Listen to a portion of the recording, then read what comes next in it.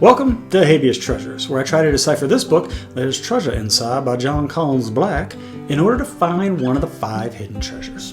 On today's episode, I'm going to continue my breakdown of the Pokemon box and discuss one possible reason why the Froakie says that they won't see any fire Pokemon on their journey to hide the treasure. Let's begin! On last week's episode of X Marks the Pod, we interviewed Bryn from There's Treasure Inside, the unofficial podcast.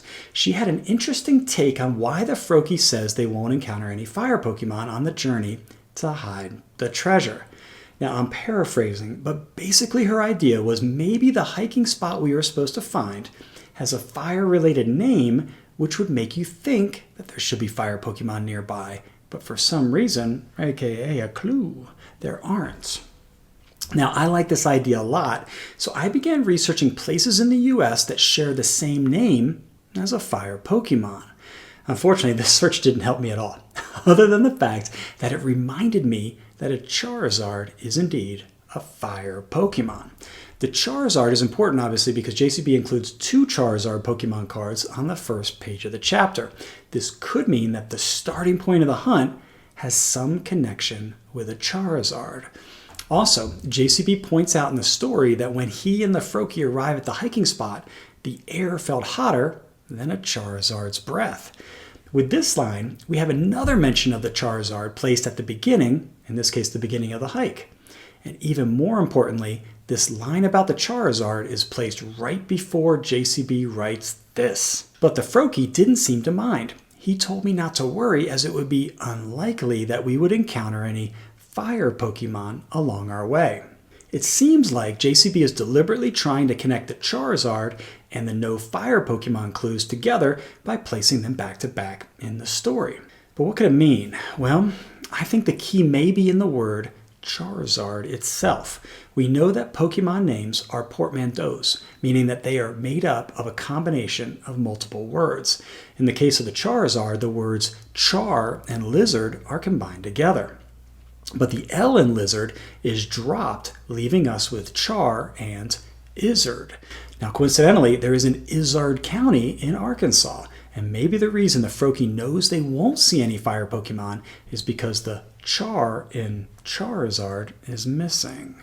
After all, char is a result of something being burned in a fire, like when you charbroil a hamburger. So, removing the char in Charizard would mean you are in essence removing the possibility of fire, or in this case, the possibility of seeing a fire Pokemon. The main reason I like this is the connection you can draw between Izard County and the Charizard Pokemon cards that appear at the beginning of the chapter. There has to be a good reason why Jon chose those cards to begin the chapter. And you can make a connection to fire directly from the line, the air felt hotter than a Charizard's breath, because a Charizard breathes fire. And if we were to remove the fire breath from a Charizard, we're basically just left with a flying lizard. Similar to how if we remove the char from the word Char Izard, we are left with Izard County. Now, I know what you must be thinking. Yo, HT, how can you be so sure that the no fire Pokemon isn't just a clue indicating we're supposed to look for a place near water, where fire Pokemon would be uncomfortable and therefore likely to avoid? After all, aren't we supposed to be looking for a river of some kind based on the purple photo at the end of the chapter? It's a great question, and very well put. I think you could be right. Makes a lot of sense. And when I researched Izard County, I did discover that it has some lakes and rivers in it, which could fit what you're looking for. However, I think if Izard County is the starting place we were supposed to find, it should also tie into the next lines in the story. And this is where JCB discusses hearing what he thinks is a Mabostiff, as well as the Froakie informing him that they won't see any Bouffalant either. Now, in past videos, I've suggested that the Mabostiff could be a clue pointing to Ma Barker, the infamous matriarch of the Barker crime family. Her grave, where she's buried alongside her sons, is located near Welch, Oklahoma, which unfortunately for this solve isn't anywhere close to Izard County, Arkansas. However, I did discover in my research that Ma Barker used to live in Thera, Missouri, which is only about 40 miles away from the middle of Izard County. So, pretty close by depending on where in Izard County you actually start your journey. Now, admittedly, if Ma Barker is the answer to the Mabostiff clue, then I think it's more likely the clue points to her grave in Welch, Oklahoma versus Thayer, Missouri, but you never know. And finally, we get to the Bouffalant clue.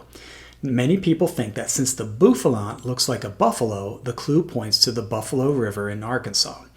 So you're probably wondering how close the Buffalo River gets to Izard County. And unfortunately, the answer is not that close. The river that runs along the edge of Izard County is called the White River. And at some place much further west, the Buffalo River does flow into the White River. But I don't think it's very likely that the Bouffalant clue connects with Izard County in that way. The distance to the river is just too great. Now instead, I think JCB may be using the Bouffalant Pokemon as a clue, pointing us to the fact that Izard County is a dry county, meaning you can't buy alcohol there.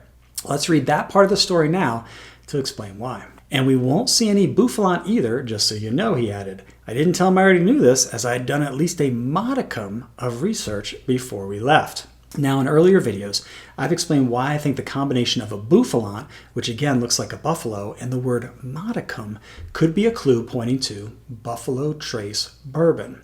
This connection is bolstered by a theory I've had that the Pokemon box story is an homage to another treasure hunt called Breakfast Tea and Bourbon from 2017 that heavily features New Orleans, frogs, and you guessed it, Buffalo Trace Bourbon. That treasure was hidden in Arkansas, which has led me to wonder if maybe JCB chose to hide the Pokemon box in Arkansas too. Anyway, getting back to Izard County being a dry county. This could be one reason the Froakie and JCB would know they wouldn't find any Buffalo Trace Bourbon on their journey because Izard County prohibits the sale of alcohol.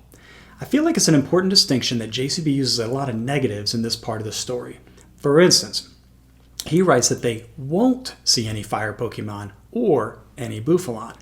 I think the ultimate answer to these clues will involve the negative in some way. So for me, this means removing the fire or char from Charizard to get Izard County, and using the idea that Izard County is a dry county to eliminate any alcohol like Buffalo Trace Bourbon. Now, I know a lot of people will dismiss this theory because they really like the idea that the Buffalo River in Arkansas could be the Bouffalant clue. And they may be right after all. JCB has hinted in interviews that we are looking for an actual river to match the purple photo at the end of the chapter. So if it's not the Buffalo River, what river could it be? Well, remember how earlier I mentioned that the White River forms the western border of Izard County?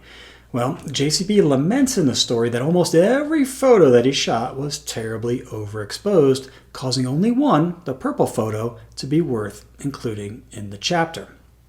It's possible that the reason all the photos are overexposed is because he was taking pictures of a white river. Pure white is what you are left with when you dramatically overexpose a photo.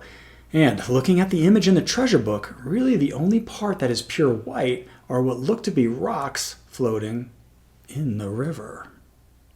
Anyway, that's all I've got for today's episode. I hope you enjoyed watching and that it helps you with your hunt.